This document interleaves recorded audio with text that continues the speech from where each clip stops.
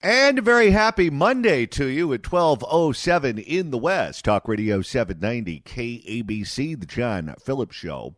Mr. Randy Wang is back from vacation and in Culver City. John, former Congresswoman from Oakland, Barbara Lee, has been known to have some wild policy proposals. When she was running for Senate, she promised a $50 an hour minimum wage. And now as she's running for mayor of Oakland, she proposes UBI for the bums. I want to set up a universal basic income for people who are unsheltered. People deserve the dignity of a job. Other communities have done this. Oregon has reduced its unsheltered population by 70%. They've hired people to help clean up the blight. Okay, so if we're going to give them basic income, do we still have to spring for the Narcan too? I think at that point they should buy their own Narcan. But no, of course, this is on top of all the other assistance that they get. And let's not forget, most of the people who are our unsheltered neighbors in California are getting a whole bunch of direct cash assistance from nonprofits and Social Security because they're all on disability. 800-222-5222 is the telephone number, 1-800-222-5222. Last night was the big night for Hollywood as the city of Los Angeles hosted the Academy Awards presentation, the Oscars. And I don't know about you, Randy, but I went to a friend's house and watched it at an Oscar viewing party. And my takeaway was that Billy Crystal now looks like Santa Claus. A little bit. At a certain point, I thought that Timothy Chalamet was going to sit on his lap and tell him he wants a bike. But 4 hours? How long did that go on for last night? It went on for 3 hours and 48 minutes. Of its allotted 4 hours. They made it 4 hours so it couldn't go over. But yes, it's a very, very, very long show, which is very difficult to watch if you don't have a drink in your hand. They need to cut it down.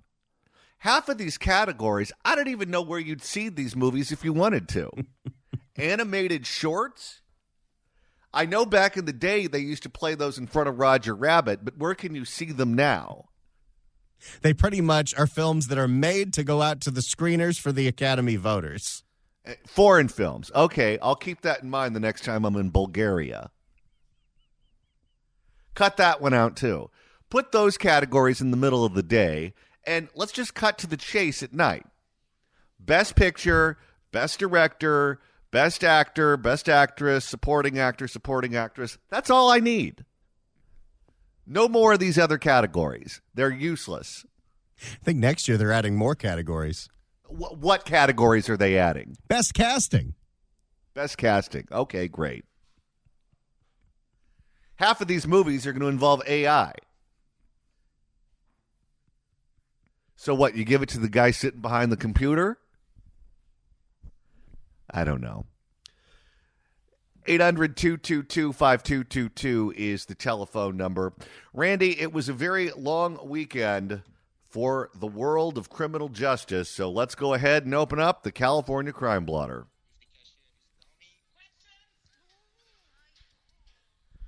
And the first installment hits a little close to home because I found out this weekend that my pool guy got robbed and all of his equipment was stolen. This isn't about your pool guy, but it is about a burglary of somebody that most people in this audience probably know who this guy is. There's a guy named Evan Lovett who hosts a podcast called LA in a Minute, where he shows little history, little fun facts about the city of Los Angeles. It is very positive. He is very beloved. He goes on all the local news channels to promote his podcast. He got his house broken into on Friday in Studio City. And that happens, especially in Studio City these days. The real crux of the story is how long this guy had to be on hold with 911 before the cops could get out there. Now, whoa. Don't minimize the fact that my pool guy got robbed. Because if my pool starts looking like the East River, how am I supposed to see the bottom? For all I know, whatever living things were left over at Gene Hackman's house will be there. For more, here's ABC 7. Eyewitness News. LA's 911 dispatch is facing some criticism tonight after a popular content creator shared his troubling experience. The LA in a Minute creator saying it took an hour to get a hold of 911 after he discovered his home was burglarized. An hour? That's worse than Oakland. Well, he gets on the phone. First of all, you have to wait till the AI thing answers. Then you have to press 1 for English, and then you wait. Eyewitness News reporter Tim Pulliam live for us in Studio City with that story and what that creator is saying tonight. Tim? Michelle Jory, when you call 911 for an emergency, you expect to get an operator right away, but this victim says it took him an hour to report that his home had been burglarized. My main thought was, what if my son was choking? What if my wife fell in the shower? What if this was critical emergencies where 1 minute is life or death? Popular LA influencer Evan Lovett speaking out in frustration after his home in Studio City was broken into Friday. Hey, I just came home from my son's baseball game tonight. These bastards have no shame. You know, as I sit here listening to this, I'm thinking we should all go to lifeguard school. You're choking on something, someone's floating in the pool, and you're waiting an hour on the phone for 911. They're just going to show up and clean up the mess. To this. Evan sharing the news with nearly 300,000 Instagram followers on his LA in a Minute page. He says it took much more than a minute. I feel like that show is going to take a drastic direction in tone after this. Yeah, or he may have a different podcast, 911 in an hour. He says it took much more than a minute to get a 911 operator on the phone. 10 minutes, 20 minutes, 44 minutes, 59 minutes. Finally, somebody picks up. And you know how long that is? He could have ordered from Domino's twice. No, your flight cancels at American Airlines. You can get someone on the phone from Res to reschedule your flight before you can get a 911 operator in L.A. Finally, somebody picks up, and the representative, she was great, took the information. She's like, we're going to send LAPD out. LAPD came within 6 minutes. Perfect, great response time. But it was too. So the cops come out 6 minutes after 911 dispatches to them, an hour after he makes the call. Yeah, well, it sounds to me like 911 is the one dropping the ball. But it was too late. This image shows how the thieves rummaged through his drawers, ultimately getting away with a safe in his closet containing family jewelry and valuable coins. I want to sort of utilize my platform to say, hey, what is going on? How can we improve this? What did happen? Maybe he'll talk to the mayor, and the mayor will say, I feel for you. My house got broken into, too, and they stole my guns. Or how about this? Our fearless leaders in Sacramento are looking at all the problems that we're dealing with in Los Angeles and the rest of California, and they're saying the real problem here would be if you stumbled upon this burglar and you fought back. Thanks, Rick Chavez Burr. Johnny, don't do the voice. I can't. It appears to be a staffing shortage, recruitment, and retention issue. Councilwoman Nithya Raman says non-urgent 911 calls are unacceptably long right now, as those calls and the urgent ones are being dispatched to the same operators. Okay, how is it that they can't fill those positions? Just think about it for a second. You don't have to work outside. You can work inside in an air-conditioned environment. It's a union job. You can do virtually anything, and they can't fire you. It's all over the phone. It doesn't matter what you look like. You can totally let yourself go. You can dress like a slob. It doesn't matter. That sounds like the perfect job for about 90% of this population. From what we've heard when we've done stories like this in the past about not just LA's 911, but obviously Oakland's 911, the training and certification takes about a year, and the test to pass that certification is very, very, very difficult. On top of that, once you finally get in, it's one of those jobs where you're constantly faced with the worst day of everybody's life, and it can be very draining on the old mental health. Oh, well, we used to have a coworker, I remember this, maybe you do too, who retired from the radio business. And before she got into radio, she earned a master's degree in psychology. And she decided that now that she was retired, she was going to try to put her degrees to use, which is more than most of us do. And so she took a job with the suicide prevention hotline, the 800 number that you call if you're thinking about ending it all. And so you call that number, you get her. And she had to quit. I don't even think she lasted more than 2-3 weeks on the job. She said every single call was so unbelievably abusive, and the language that these people used was off the charts. She had to throw in the towel and quit. I would imagine LA 911 can be very similar in some ways. And you think about the doom loop that perpetuates here. Because if it takes over a year just to get a new hire into those seats, and the job is so stressful and so strenuous, and because there's already a staffing shortage, you have to constantly work overtime, so you burn out and you quit, it's going to take yet another year to replace that person. Well, think about it. If the assumption is that every single one of those calls is going to be abusive, when I heard that she was working at the suicide prevention hotline, I didn't think that the calls would be abusive. I thought it would be people having a real bad day and that she would have to try to pump them up, give them some self-confidence, tell them everything was going to be okay, kind of be motivational. I didn't know that those people would be abusive too. But if you go into it knowing that they are going to be abusive, if you're expecting them to be a 7 or an 8, they're probably going to be an 11 or a 12. In a statement, she writes, "My office has been working closely with city leadership over the past few months to find appropriate solutions for this." That means nothing, Nithya. Zip. While some new operators have been hired, progress has not nearly been fast enough. The city can and must do much more to ensure that Angelenos who need help get what they need. And we don't really have a concrete plan to solve that. No, we don't. It's faster help that could have made all the difference for this burglary victim. I mean, they were in and out in 5 seconds. I don't think even if 911 picked up and the cops got there in 6 minutes, they could have done anything. I don't know. A lot of these groups are professionals, but it could be someone who was just strung out on drugs, and those people you can catch. That would be true in certain neighborhoods. But Studio City, those are the professional crews. Those are the burglary tourists. They've been hitting all over the place. So they're halfway back to Chile, huh? Yep. I hope you guys get caught and punished. I'm telling you, this guy's podcast is about to drastically change. Oh, yeah. Oh, that's going to take a turn for the worse. LA can go to hell with Evan Lovett. Yeah, Evan believes that these used Wi-Fi jammers to shut off his... Guy wanted to just do a very positive podcast about the interesting history of the city of Los Angeles, and now he's jaded. If you can turn that guy into a dark podcast host, what's going to happen to the rest of us? Yeah, Evan believes that these used Wi-Fi jammers to shut off his security system. Something you can legally buy on Jeff Bezos' Amazon. Oh, don't tell Rob Bonta. He'll sue him for that, too. To shut off his security system, he says they've also hit other homes in his neighborhood. Tim Pulliam, ABC7, Eyewitness News. Very frustrating, Tim. Thank you. There you go. The LA in a Minute guy gets burglarized and has to sit on hold with 911 in the city of Los Angeles for 59 minutes. And the city says, don't worry about it. We got it covered. We're going to do better.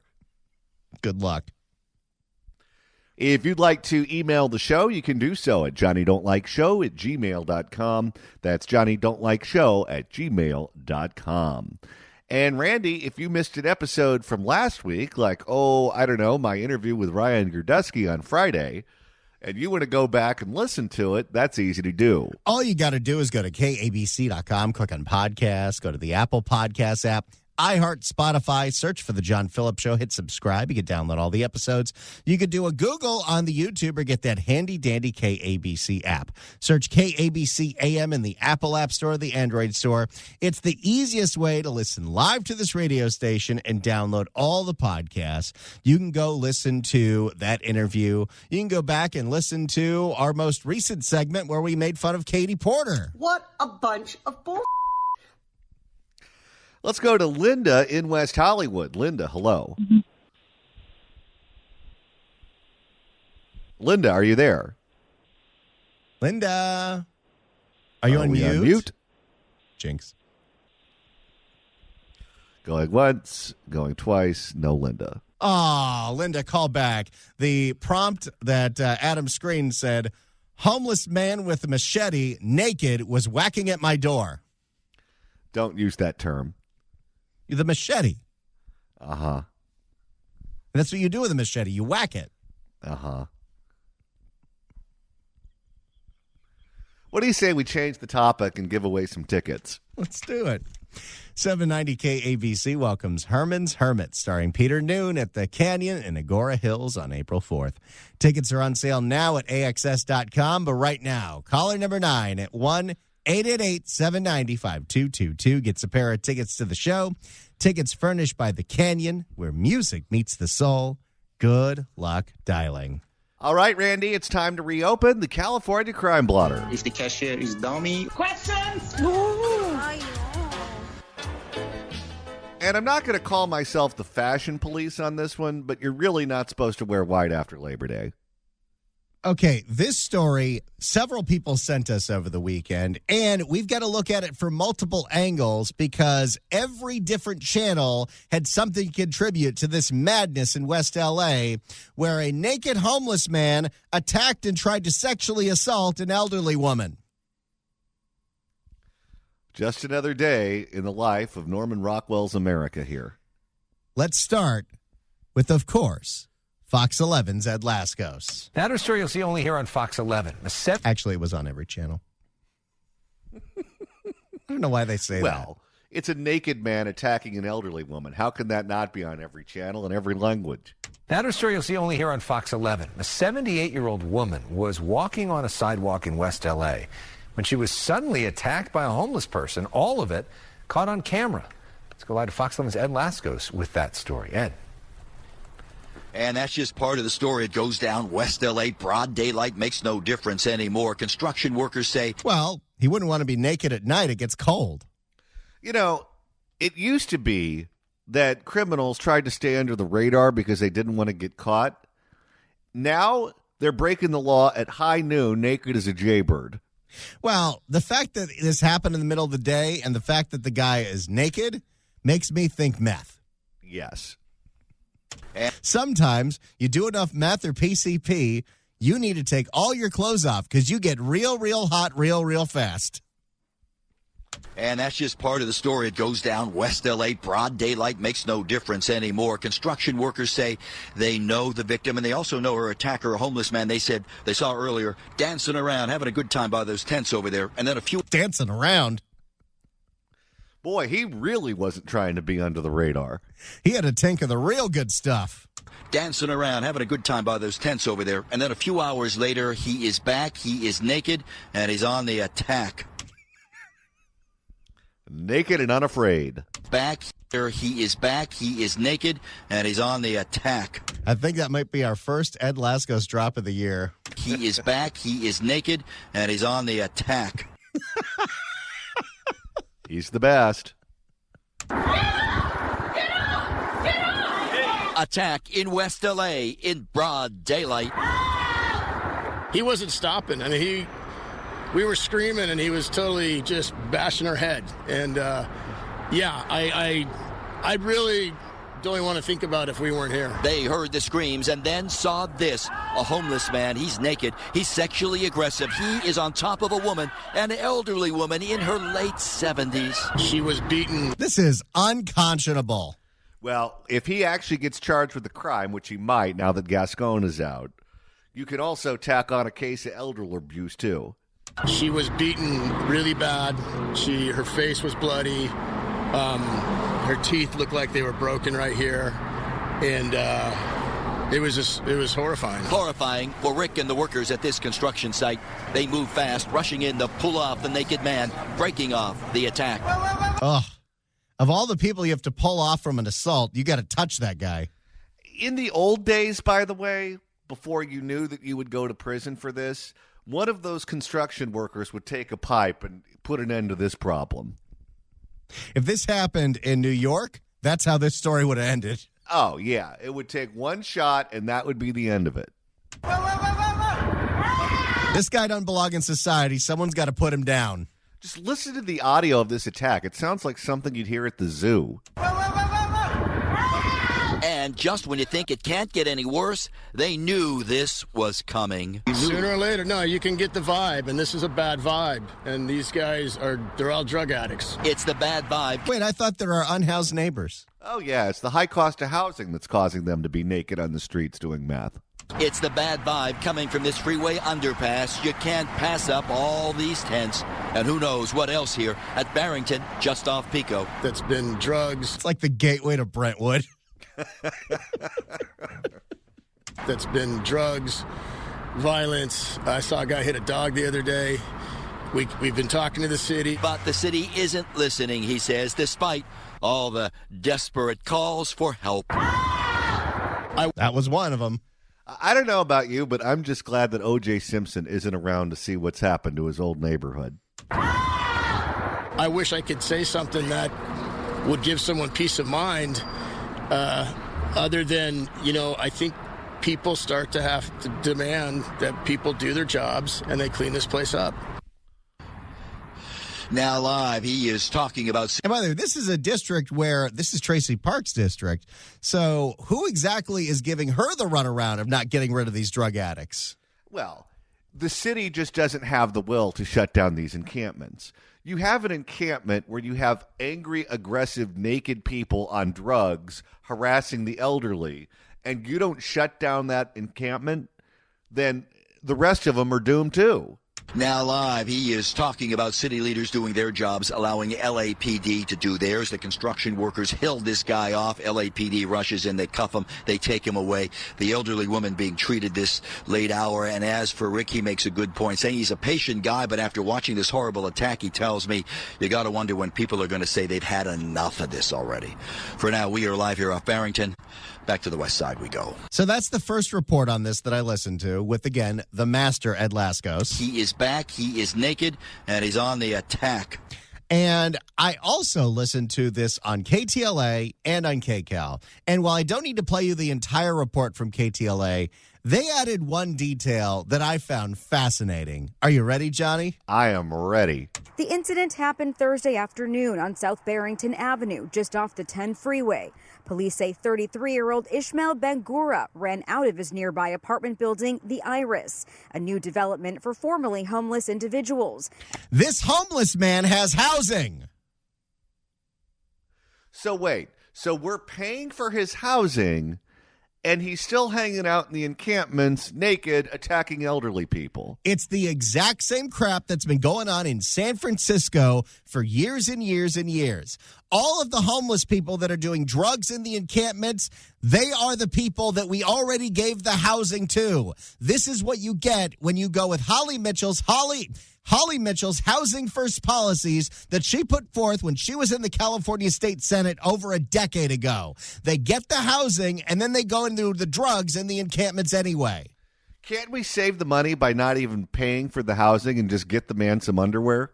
Police say 33-year-old Ishmael Bangura ran out of his nearby apartment building, the Iris, a new development for formerly homeless individuals. And sounds like a great development. Can you imagine what the Yelp reviews must look like for the Iris? I'm going to look that up during the break. And hit a 3-year-old child before entering another building, breaking in and attacking the woman who tried to get away by running outside. So when you hear Karen Bass, when you hear Holly Mitchell, when you hear Lindsay Horvath talk about we just need to build more housing, more affordable housing, more permanent supportive housing for the homeless, these are the people that we're housing, but it's not a locked facility. They're not forced to stay there, so they can still go out into the neighborhood, get high, get naked, and attack everybody. And if you oppose one of those buildings going up in your neighborhood, that's when they call you a backwards Neanderthal. Now, John, are you ready for the third wrinkle in this story? I would say I was born ready, but I was also born naked, and that would be inappropriate. Naked man has a rap sheet. Let's go back to this story the next day with KCAL. Rage in a West LA neighborhood after a woman is attacked and assaulted right outside her apartment. We really feel in this neighborhood we're under siege. Guys, you could turn off the music now. We know. Yeah, it's pretty dramatic. We really feel in this neighborhood we're under siege. I can't even hear what that guy's saying. As long as you can see this story, that's pretty much all you need. Tonight, an update on that woman's condition and what we are learning. We're still going with the music. You've got Pat Harvey. Let her speak. Tonight, an update on that woman's condition and what we are learning about the alleged attacker and what neighbors are demanding be done about it. My cause celeb is that television and radio news is way overproduced. Well, especially when they're looking to win awards. Good evening, everyone. Thanks for joining us. I'm Pat Harvey. That attack happened in the middle of the day yesterday, and today, KCAL News reporter Joy Benedict spoke with a man who saw it happen, along with neighbors who are worried that something like that could happen again. And a warning, the details are disturbing. Oh, we know, Pat. We know. What I saw was him on top of her right there and hitting her. It's a crime that sent this developer running. She was being assaulted by a completely drug-crazed naked man. By the way, it's the construction workers that keep being interviewed in this. They're not building another one of these homeless buildings, are they? Oh, God, I hope not. I mean, this is the stuff that gets approved. This is the stuff that gets to the front of the line. We don't build any market rate housing anymore. We just build these homeless hotels and these homeless permanent supportive housing units, and then we house the drug addicts who still go out and do all the drugs and victimize people. This is what we prioritize. Can you imagine if that elderly woman gets released from the hospital? She goes back to her apartment. She hears construction going on outside. She turns to her neighbor and she goes, "What's that?" And they say, "Oh, they're building another building over there to house more perverts." Naked man. Rick Dreyfuss was at his new development project on Barrington when he and his construction workers heard screaming down below. He pulled out his phone and took video of an assault so disturbing, we are choosing not to show it. We saw a man. You can go on TikTok, though. I love the fact that the first impulse is to videotape it. We are choosing not to show it. We saw a man assaulting an elderly lady. She was face down. He was on her back, and he was sexually assaulting her. He was naked. And police say the incident actually started a few minutes before. They say the man ran out of the Iris building across the street, hitting a 3-year-old in the face, then broke into the 63-year-old woman's apartment. That guy got housing. Boy, he's not discriminatory. He goes after the kids and he goes after the grandmas. Technically, this guy's not homeless. Technically, we gave him housing, and that was going to solve all of his freaking problems. Yeah. At what point do you stop calling them homeless because that's not factually correct? They say he told her he was going to rape her and kill her. She ran outside and was thrown to the ground. Dreyfuss and his workers heard her and came running, scaring the man away. He ran to a house, couldn't get in, and they cornered him.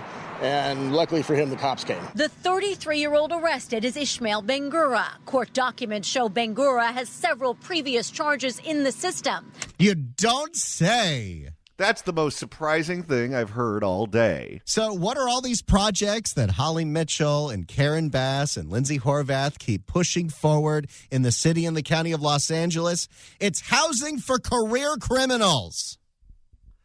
So they have the ability to hang out all day and rape grandma. Accusations of carrying a concealed weapon, burglary, and just last week stealing a car. Police... Wait a second, how is this guy out? That was last week?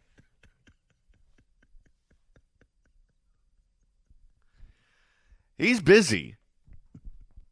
Last week he steals a car. I guess there's no consequences for that in Los Angeles, even with Hochman in charge. And so he's free to get methed up, get naked, and try to rape a 78-year-old woman. I wonder what he's going to do next week after they let him out after this.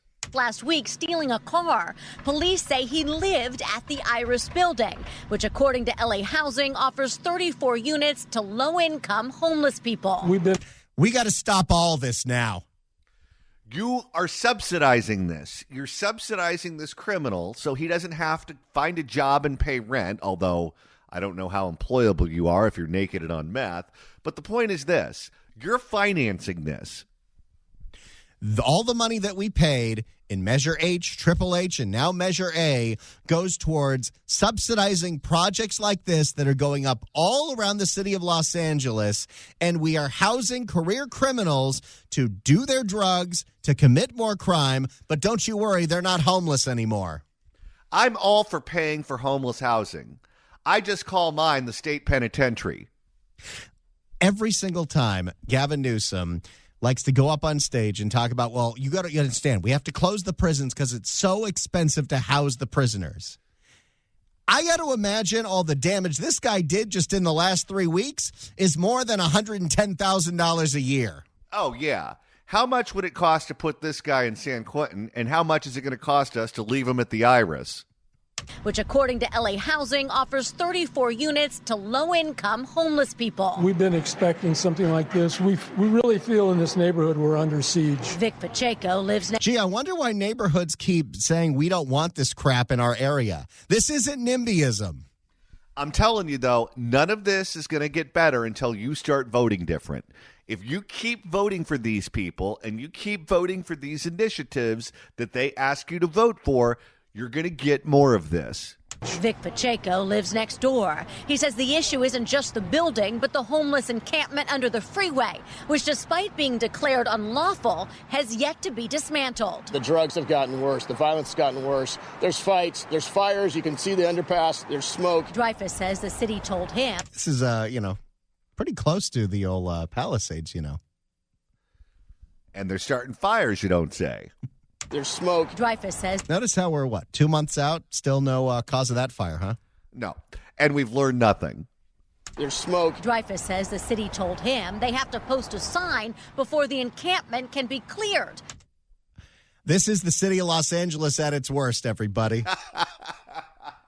Before they can clear out a dangerous homeless encampment of people fighting, doing meth, attacking people, and starting fires, they have to put out a sign. Well, they have to follow the rules, Randy. And by the way, that ordinance itself is the one that all the crazy activists go and complain about. That's too strict. Here's what's going to happen. There is such a thing as allowing the pendulum to go so far one way, it starts to bounce back the other way. At some point, someone is going to fix this problem, and they're probably going to fix it in a way that a lot of these people don't like. But that was months ago. I got my own sign made in 24 hours that I think I should just go post it because they're not doing anything. And although the suspect in this case technically wasn't staying at the encampment. No, he just went there to get his meth. Right. He was staying in the building that we were paying for, as if that's any better. There was a survey done in San Francisco, which is a lot more concentrated, but obviously notable with the drug problems out there. And over 40% of the people that were interviewed that were out in these open-air drug markets in the homeless encampments already had housing. It's not the housing. No, it's not. Neighbors say he frequented it. He was over there yesterday smoking crack.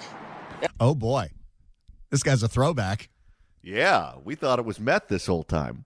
Everybody saw him. He was dancing. This was a cracky crime. Everybody saw him. He was dancing in the street. Leaving this community in shock as they feel something could have been done long before to prevent this woman from ever being attacked. Furious now. It's just so crazy that we tolerate this stuff. As for the victim, she was taken to the hospital. Her friends tell me she did have to have stitches, but she was able to return home today. Joy Benedict, KCAL News. I think she's going to move. Wouldn't you? Look at all of destruction from one naked man who technically isn't even homeless anymore because we are subsidizing his rent. I'll say it one more time. None of this is going to change until you start voting differently. You can complain to the news. You can complain on Nextdoor. You can complain on your social media pages. Until you start voting for different people with different ideas, enjoy. He is back. He is naked, and he's on the attack. If you'd like to email the show, you can do so at johnnydon'tlikeshow@gmail.com. That's johnnydon'tlikeshow@gmail.com. And Randy, you're monitoring the mailbag. This one's a little tasteless, but I'll allow it because this monster needs to be punished. Roger writes in at johnnydon'tlikeshow@gmail.com and says, Ishmael should be fish meal. Let the sharks have at him. I think they call that chum.